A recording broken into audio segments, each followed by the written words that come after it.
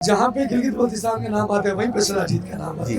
तो पुराने वक्तों में भी तो इसकी प्योरिफिकेशन के मुतालिक कोई तरीकाकार इख्तियार किया जाता होगा, तो क्या उससे मुतालिक आप कुछ जानते हैं कि पुराने वक्तों में जब लेबॉर्ट्रीज नहीं थी तो उसको कैसे प्योरीफाई किया जाता है? देखिए जी, प्रोसेस तो वही है, ट्रेडिशनल मेथड से ही इसको प्रोड्यूस किया जा रहा है।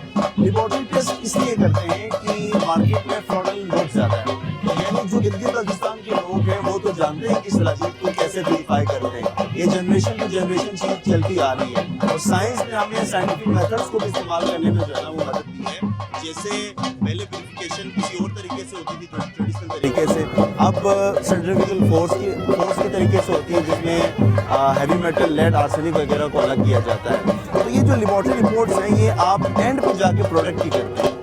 ट्रेडिशनल तरीका भी साथ साथ चल रही है और साइंटिफिक तरीका भी साथ साथ चल रही है। थोड़ा सा बताना चाहेंगे क्योंकि एक दिलचस्प इन्फॉर्मेशन कि जो आपका इसका ट्रेडिशनल तरीकाकार था उसमें किस तरह से आप इसको स्टेप वाइज लेके चलते थे, या अगर अभी भी हम कहें कि ट्रेडिशनल तरीका फॉलो हो रहे हैं तो उसमें क्या क्या जो है वो मेन कौन कौन से स्टेप्स इन्वॉल्व है, अब नाज़रीन जरूर जानना चाहते हैं। अब इसमें देखें जी, वुमेन एम्पावरमेंट भी बहुत ज़्यादा है। शिलाजीत के लिए ख़वातीन जाती हैं पहाड़ों के ऊपर, ठीक है जी, मर्द की भी तादाद जाती है, लेकिन गाँव में आपको पता है कि मर्द और ख़वातीन दोनों मिल के काम करते हैं। एक्सट्रैक्शन हो गई, एक प्रोसेस ख़त्म, उसके बाद फिल्ट्रेशन का प्रोसेस शुरू होता है जिसमें सेडिमेंट्स, रॉक्स को अलग किया जाता है, यानी पानी में शिलाजीत को डिप किया जाता है 2 से 3 हफ्तों के लिए।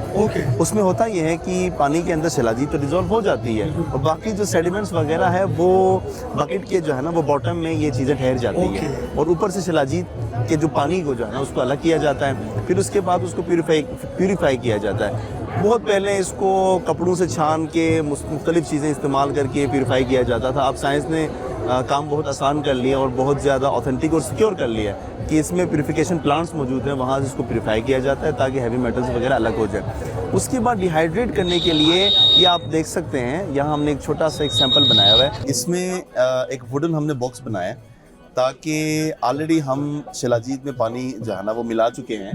यानी प्रोसेस मैं आपको बता रहा हूँ। अब इसको हमने एक्सेस पानी को हटाना है यहाँ से ताकि शिलाजीत अपनी कंसंट्रेशन फॉर्म में आ जाए। तो ये देखें ना, शीशे का एक फ्रेम हमने ऊपर रखा है, दूसरी तरफ से इसके ऊपर आप देख सकते हैं ये वाटर एवापोरेट होके शीशे के ऊपर जो है ना ये ड्रॉप्स उसके आ गए हैं।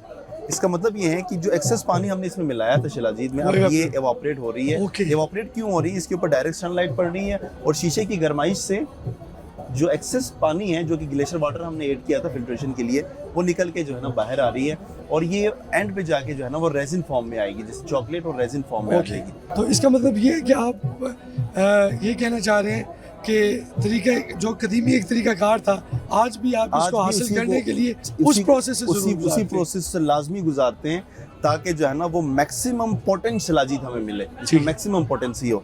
अब कुछ लोग इसको आग से जो है ना वो तैयार करने की कोशिश करते हैं कि आग दे के यानी हीट दे के इसको तैयार करने की कोशिश करते हैं, जिसमें होता यह है कि जो एसेंशियल मिनरल्स है ना वो इसके ख़त्म हो जाते हैं और इसकी पोटेंसी वो नहीं रहती या फेल्विक एसिड रेशो वो नहीं रहता जो एक शिलाजीत में होनी चाहिए। अब देखें जी, शिलाजीत इस वक्त जो है ना एक बहुत कीमती चीज़ है। बिल्कुल ऐसी, क्योंकि ये आप तभी फाइंड कर सकेंगे जब नेचर आपका साथ दे।